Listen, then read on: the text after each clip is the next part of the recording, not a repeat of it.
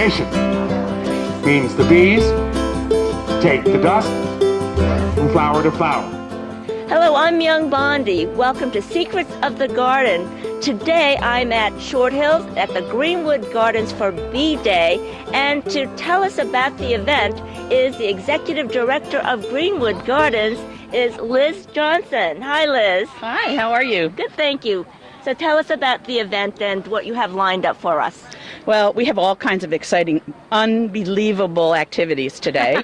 It's Unbelievable Bee Day. And we're really celebrating how important bees are to the fact that we're here and we're able to eat. Without bees and without insects that pollinate, we really would have very little food to eat. And as you know, the honeybee's been really threatened in the whole country, and so we're doing our part to educate the public about how important it is that we support bees. And there are a lot of things that we can do to support them, including planting flowers that bees really like and that they can use to sustain themselves. And so one of the activities today is planting a bee garden, a pollinator's garden really, in our meadow. And we also have a lot of interactive kind of things going on so that, especially families with children, we want to do more public education around how important gardens are, as well as how important are the insects that make the flowers continue. Pollination makes the seeds. I'm Cliff Sunflower, and my farm is Bear Honey Farms. And today I made all the kids into bees and flowers, and we acted out the dance of the honeybees. And over here we have the beehive, and all the different bees are in here working and doing their job and making honey. Okay? And so you're selling the honey that you have from your farm? Yes. And how many bees do you have? How many I hives do you have have? 25 hives, and there's 50 to 100,000 bees in a hive. Woo. So I have 250,000 to 500,000 bees. Oh my gosh. And have you had any experience with the collapse of some of these colonies? Yes, I lost about half of mine. And how do you then regenerate? Yes, I buy bees from other beekeepers. All right, and so is this a constant struggle for you then? Yes. And what do you attribute that to? Pesticide use.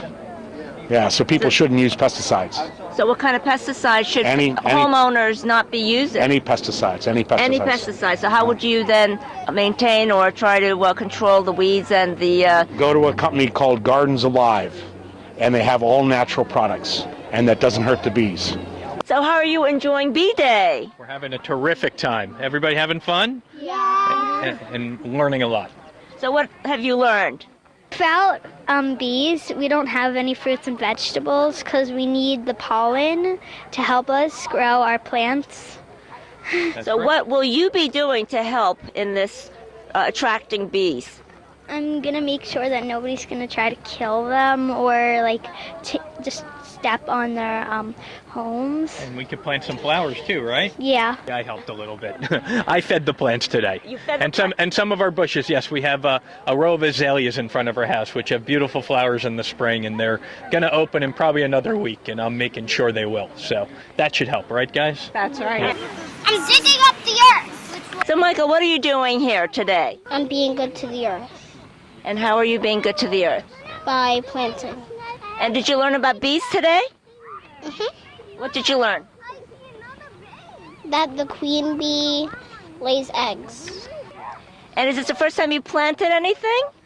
Yes. So what do you think is going to happen to this plant? Maybe it's going to grow. And what do you like about the idea of putting this in the ground? I think it's very great. With me is Peter Blanchard III, President of the Board and founder of Greenwood Gardens. Peter, tell us the history of Greenwood Gardens. Well, it's a very, very old landscape. If you go back far enough, 280 million years ago in the Triassic, when these mountains were formed, it would include the Native American presence and the farming presence through the 19th century, and finally to the gardens, which were established here in 1912 by William Renwick, working for Joseph P. Day. And then the last layer would be our family, came here in 1950. My mother and father did not like the house, the big grand house that was here. It was in bad shape, and they tore it down and built this colonial revival.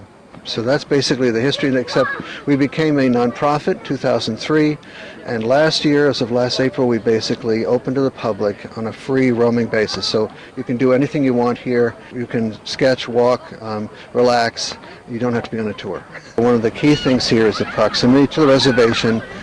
My love of nature developed there early on, and it has never left me. In fact, that's where I spent most of my time when I was here, was in the reservation. Didn't quite understand or appreciate the gardens at that time. So, but later on I realized, their value. And but I just want to say that the raw nature is here, is the model for the garden. It is the inspiration for all that we see that is man-made. Wouldn't be here if it weren't for the wonderful natural world around us. Hi, Brendan. Hi, Myung. How are you today? Good, thanks. So what do we have here?